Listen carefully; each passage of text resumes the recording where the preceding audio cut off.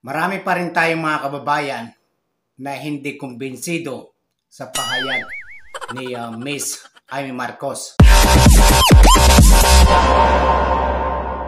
sa interview ng media. Kung ang sigaw daw ng taong bayan ay bring him home, ang sigaw naman daw niya ay bring them here sa Senado. Kung ang sigaw ng taong bayan para kay dating Pangulo, Presidente Duterte, ay bring him home, ang sigaw ko naman sa ehekutibo, bring them here. So, marami pong kababayan natin na hindi pa rin kumbinsido sa pahayag ni Miss Marcos o sa hakbang niya o sa ginagawa niya tungkol sa pagka-aresto, illegal na pagka-aresto kay PRRD dahil siguro ay kapatid niya si BBM. Sila ang nakaupo sa administration. He's a present administration right now. So baka iba naman ay sinasabi ay baka ito ay isang political agenda lang ni Amy Marcos para manalo sa pagkasenador. Sari-sari po ang komento ng kuro-kuro ng bawat Pilipino. Hindi lang po isa o ilan lang ang nagsasabi na baka ito ay political agenda lang ni Miss Amy Marcos para manalo siya sa pagkasenador. Magbasa po tayo ng comment ng iba natin na mga kababayan.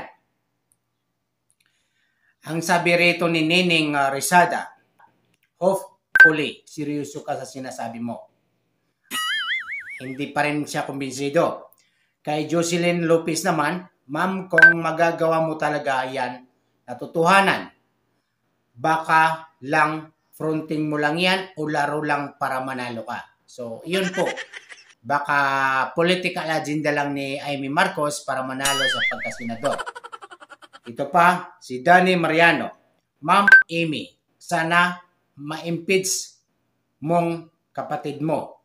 Maniniwala kami sa'yo, yun lang hingi namin sa'yo.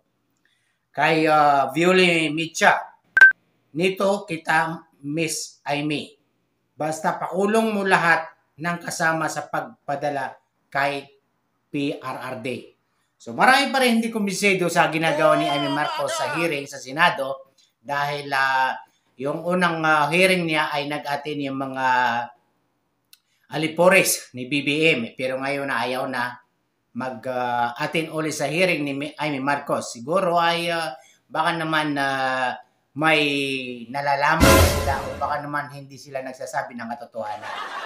So marami pong haka-haka mga Pilipino na hindi kumbinsido sa ginagawa ni Amy Marcos. So tingnan na lang natin mga kaibigan kung ito ba ay may patutunguhan ang interview ni Amy Marcos sa media dahil nagsampa na siya ng sapina sa mga sangkot sa pag-aresto kay former President Digong sa Senate. Kung ang sigaw ng taong bayan para kay dating Pangulo, Presidente Duterte, ay bring him home, ang sigaw ko naman sa ehekutibo, bring them here sa Senado para may testigo tayo at maliwanagan ang mga tao.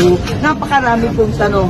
Ngayon, dala-dala ko ang iba't ibang sapina. Pagkahaba-haba po ito, hindi naman siguro covered ang bawat pulis ng executive privilege at ng sub-judice. Andito yung mga sapina para kina Jean Fajardo, General Nick De Loso Torre, ang ating mga secretary, Special Envoy Marcos Lacanilao. Ang dami po ang dami-daming hindi sumipot, kaya hindi tayo makausad sa atin. Andito rin si General Marbil, ang dami pong sabpina. Ang problema ko, talagang kinakailangan pirmahan ito.